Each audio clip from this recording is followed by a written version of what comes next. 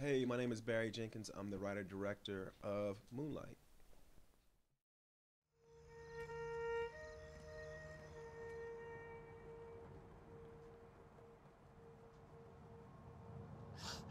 What you, what you looking at me like that for? What, man? Come on, you just drove down here? Yeah.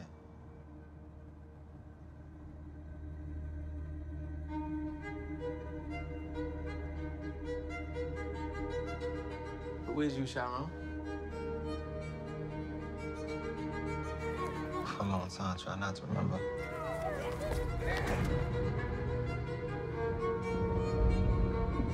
Try to forget all those times.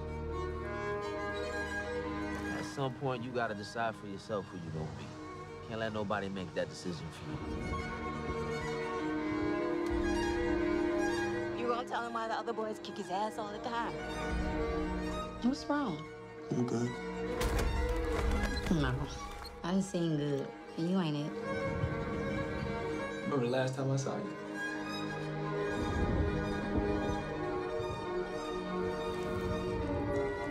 You're my only, and I'm your only. I'm gonna go. No, you gonna listen. To who, Ma? Huh? To you? Who is you, man?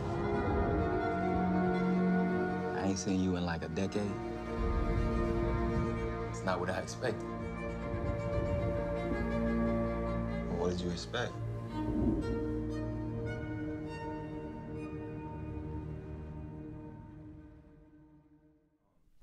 Hello. Thank you for being here, and the movie is great. I really like that. Thank you. And I feel like 2016 is it's a blessed year for for Black folks. We're seeing things from Issa Rae, Insecure, Atlanta from Dot Word, and all those things. And the play on which the movie is based when produced for 12 years. I think like 2016 was the year to make it, the year for you to achieve something, to add something that was. Nah, bro. I wish I could have made it sooner, for sure. Since it was just sitting there. But no, I think there was something not in the water this year, but it was just like, I mean, it was a dope year. I mean, last year was good too. Because Ryan made Creed. Yep.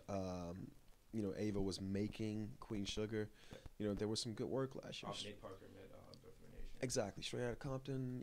There was some good work. I think this year though, you got Insecure, you got Atlanta, you got Underground. I mean, it was just like it was just tons of stuff. What I look at was this is like the end of an 8-year run of having a black man as the president of the United States of America, which has never happened. These movies take 3.5, 4 years to make. Sure. So at some point in that new sort of era of having a black man be the leader of the country, all these stories were seeded, they were rooted. And I think that, a work like Atlanta, a work like Insecure, could only have happened in the last 8 years, And I think this movie, too, could only have happened in the last, 8 years, We're coming off a run where Plan B is a producer on this film. In the last, 4 years, they've made Selma, 12 Years a Slave, and now Moonlight, if Obama's not president. I mean, I don't know. I'm maybe making too much of a connection. Was that? I think atmospherically it has something to do with it. And hopefully, I know you guys are gonna ask me about Trump. Hopefully, we'll continue in that direction. Right.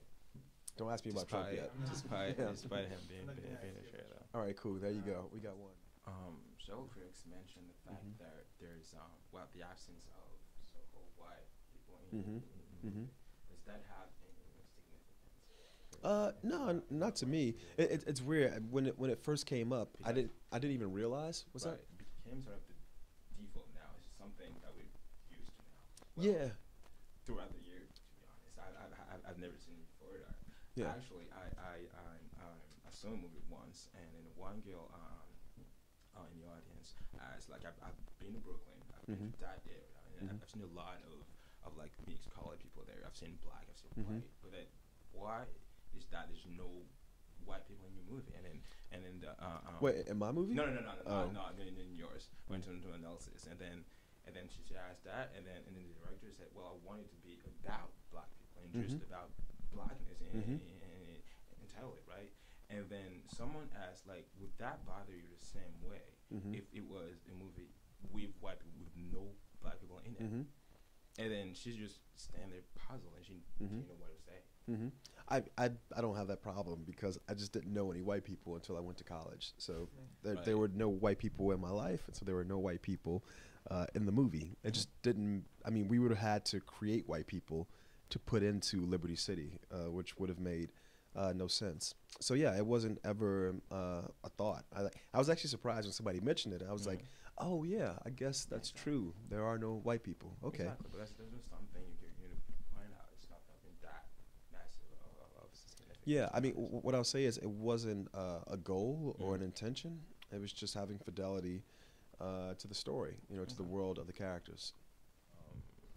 On Chiron, has he truly decided who he wanted to be? Because honestly, like, he picked out like Juan, who is pretty much not a good role model in my opinion, but then you just decided by default, sort of, So how does that? Yeah, how does that work out for I you? think the journey of the film for the character is getting to a point where he's ready to try to figure out who it is he wants to be. Is it definitive? I don't think so. As somebody who loves Claire Denis, the ending is not going to be definitive, but I do think he's at a point now where these limitations society has placed on him, I think he's ready to throw those off. And so maybe a month later, a year later, 5 years later, he will be sure. But I think he will be sure, and he's not going to continue to emulate Juan, as you say. The thing about the film is, I think if Juan were still in his life, I don't think he would be performing Juan the way he does. I think Juan would tell him, I'm flattered that you want to be me, but you are not me. Go be yourself, True.